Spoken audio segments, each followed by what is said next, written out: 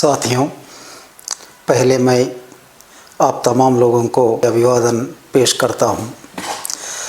16 सितंबर को मैंने पहली बार हथियारबंद संघर्ष का विराम प्रकट करते हुए स्टेटमेंट जारी किया था और उसके बाद गढ़चिरौली, माड़, पूर्व बस्तर के साथियों ने भी वहां से हथियारबंद संघर्ष को छोड़ने का निर्णय पर वे लोग भी स्टेटमेंट जारी किए हैं।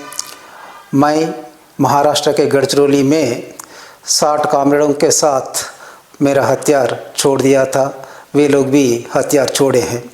उसके बाद सैकड़ों की संख्या में साथियों ने छत्तीसगढ़ में अपने हथियार छोड़ दिए हैं।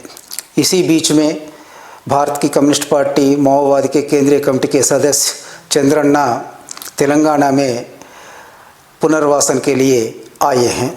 इन तमाम साथियों को मैं अभिवादन पेश करता हूं। हम इस देश में लंबे समय से, कई वर्षों से काम करते आ रहे हैं। इसमें कई साथियों को हम खो गए हैं। आज हम बाहर आने का मतलब ये है कि बदल रहे परिस्थितियों का ये एक संकेत होता है। इसलिए आज हम हथियारबंद संघर्ष को छोड़कर जनता के बीच में आए हैं और जनता के बीच में ही काम करने का निर्णय लिए हैं। हम जिस साथियों को खो गए हैं उन साथियों के चलते हम ये बदलावों का समझना जरूरी है। आज भी देश में कई साथी इलाकावार सत्ता को अपनाने के लिए उस रास्ते पे हथियारबंद संघर्ष में डटे हुए हैं और ये तो हम समझना है कि इस रास्ता पर चलते हुए ही हम जनता से दूर हुए हैं। ये उस रास्ता की विफलता को दर्शाता है।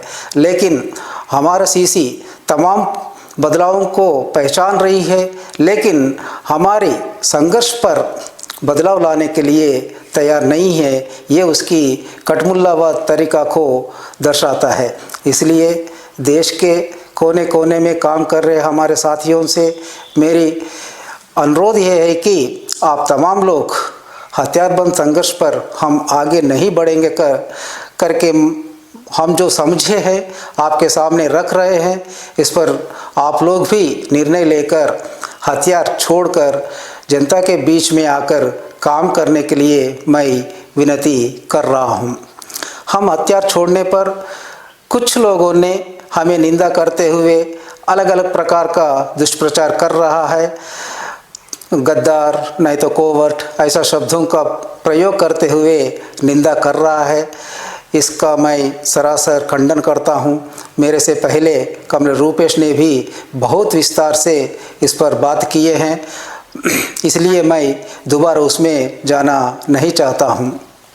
आज परिस्थितियां बदल गया है, इसलिए मैं आप तमाम साथियों से अनुरोध कर रहा हूं कि आप हथियार छोड़कर जनता के बीच में आइए। कानून के तौर पर हम जनता के बीच में रहते हुए काम करेंगे। और इसी अवसर पर मैं तमाम देश के बुद्धिजीवियों और जनवादी प्रेमियों और मुख्य रूप से आदिवासी हितैषियों से अनुरोध कर रहा हूं कि हम जो निर्णय लिए हैं इस निर्णय को आप समझिए और हमारा समर्थन कीजिए। जिन लोगों ने हथियार छोड़कर आने के लिए तैयार है, जिन लोगों ने जनता के बीच में काम करने के लिए तैयार है, आप लोग मेरे संपर्क करने के लिए ये नंबर मैं बता रहा हूँ। इस नंबर पर कांटेक्ट करने से हम आपका राय जान सकते हैं, आप आ सकते हैं।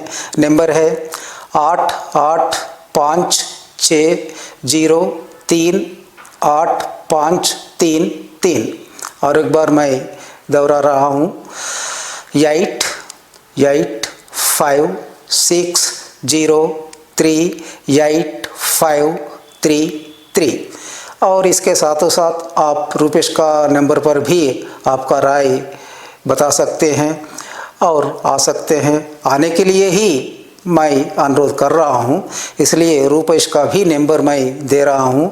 उनका नंबर यह है कि 6267 3816 और एक बार 6267138163